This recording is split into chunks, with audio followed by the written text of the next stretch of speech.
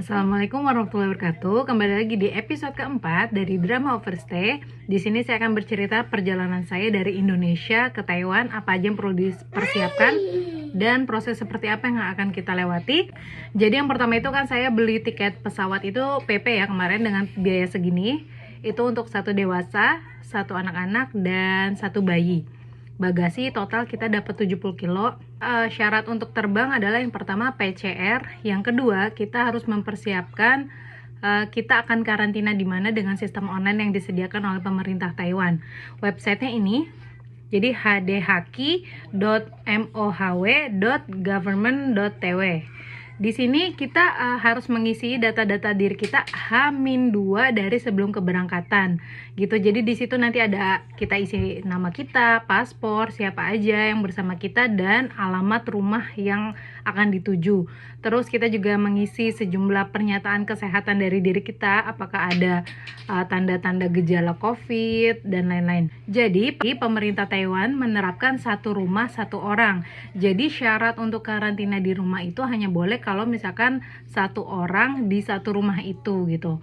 Karena saya tinggal di Taipei, berarti saya harus meminta izin dari yang mengurus karantina rumah di Taipei, yaitu kita bisa menghubungi 1999.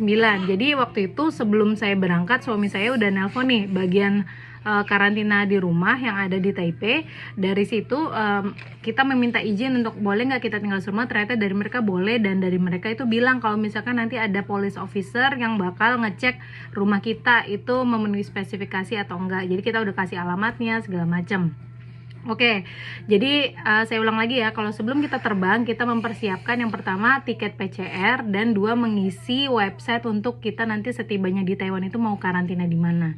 Jadi buat teman-teman yang kalau misalkan di Taiwan itu belum ada, maksudnya bukan visa residen atau misalkan ada keperluan di luar itu, tentu kalian harus mengisi hotel-hotel yang sudah tersertifikasi oleh pemerintah Taiwan dan bisa digunakan untuk karantina. Oke, pas hari penerbangan kita langsung menuju check-in bagasi, kita menunjukkan surat PCR, lalu kita terbang.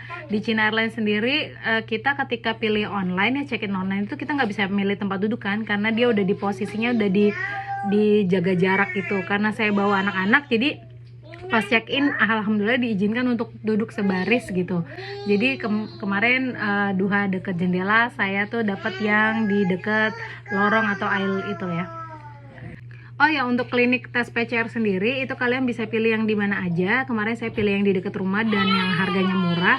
Di situ sekitar 750.000 itu, tapi saya ada request untuk dari sisi report yang bakal keluar itu bentuknya kayak gimana, kan saya dikasih lihat, dan di situ saya minta penambahan untuk jam pengambilan sampel plus nama metode tes yang digunakan kayak gitu. Karena ini lebih kayak untuk nyamain aja sih sama standar yang waktu saya dari Taiwan ke Indonesianya, sehingga nanti kalau pas di bandara Taiwan itu ditanya-tanyain itu udah ada keterangannya itu jam pengambilan sampel lebih jelas aja gitu, karena kan standarnya memang 72 jam dari pengambilan sampel. Terus kalau misalkan di Suta sendiri, teman-teman kalau dianterin keluarga itu boleh masuk sampai dalam ya, sampai yang sebelum masuk imigrasi itu. Kalau dijemput kan memang nggak boleh sama sekali, tapi kalau nganter itu masih boleh sampai yang kita nganterin sampai check-in-nya, check-in bagasi kayak gitu. Dan alhamdulillah nih sepanjang perjalanan anak-anak juga kondusif. Kita dapat makanan besar sekitar menjelang maghrib. Di situ makanannya tuh makanan berat ya, nggak kayak waktu berangkat itu makanan snack kayak gitu. Singkat cerita, kita udah nyampe di Bandara Toyen Internasional itu sekitar jam 9 malam. Jadi ketika kita landing juga kita bakalan dapat SMS, karena sebelum kita berangkat kan kita udah ngisi tuh di website yang kita bakal karantina di mana. Itu tuh ada nomor handphone. Jadi otomatis pas kita nyampe di bandara kita dapat SMS di mana kalau misalkan kita ngeklik itu langsung muncul halaman kayak gini. Di situ kita bisa masukin nomor paspor kita, nanti otomatis akan muncul rekapan data kita yang akan diberikan kepada petugas kayak gitu. Jadi pas kita keluar pesawat kita akan banyak banget petugas yang ngasih tahu, nanyain kita udah ngisi yang online itu belum, yang karantina bakal di mana. Kita akan dimintain tunjukin handphonenya, nggak perlu di print, tunjukin kalau misalkan itu udah oke, kita akan lewat. Kalau belum kita diminta untuk ngisi itu dulu gitu. Jadi yang pertama itu pos yang pertama kita akan diminta untuk menunjukkan surat PCR negatif dan juga paspor. Jadi kita dicek nih, oh ini udah bener, dan kita akan di brief sebentar kalau misalkan kita itu nanti harus jaga dirinya kayak gimana, hubungin siapa kalau ada apa-apa, terus keluar karantinanya tuh tanggal berapa. Di situ tuh dikasih tahu per orang ya, jadi dikasih tahu. Tapi prosesnya sih nggak lama, mungkin karena pendatang yang satu pesawat itu bener-bener sepi banget. Di pesawat aja tuh sepi banget kayak gini, jadi bisa-bisa kayak satu gerbongnya, satu part itu paling cuma berapa orang doang. Di situ kita langsung periksa tas kabin. Jadi teman-teman reminder lagi, jangan sampai pas keluar pesawat kalian bawa makanan fresh.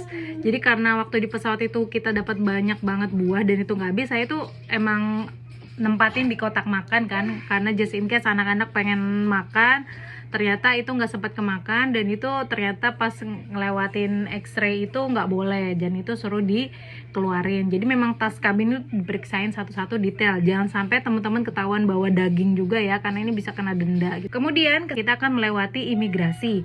Di sini juga kita akan diminta untuk menunjukkan surat PCR negatif. Jadi setelah dari imigrasi kita menuju taksi ya untuk pulang ke rumah. Di situ nanti ada petugas yang minta lihat hasil website yang kita udah isi itu. Di situ nanti tas kita udah langsung disemprot-semprot, didisinfektan. Kita dapat supir taksi juga, nanti badan kita semuanya disemprot-semprot kayak gitu. Oke deh, kayak gitu udah deh. Kemarin alhamdulillah sampai rumah sekitar jam 10-an lewat malam, jam 10 lewat gitu.